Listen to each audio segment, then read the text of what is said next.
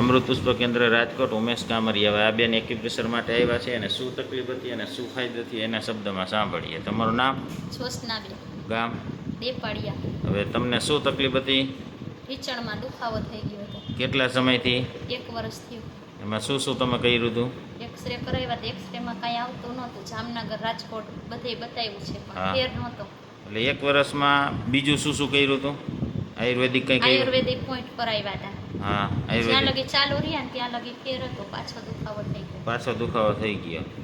અને આપણે અહીંયા પહેલો દિવસ છે. હા. અહીંયા તમે પહેલો દિવસે ગયા તો રિઝલ્ટ મળ્યું હતું પહેલા દિવસે? ના, થોડોક જ ફેર હતો. અહીંયા 70% જેટલો ફેર અહીંયા છે. 70% જેટલો. અને 1 વર્ષમાં લગભગ બધું કરી લીધું હોય છે ને? હા.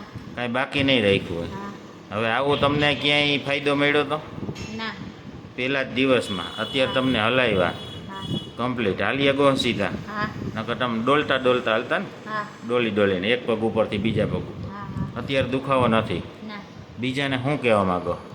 એમ કે દવા કરતા કરાય ઈ સારું એમ. તમને ફાયદો થયો એટલે હા. કયો.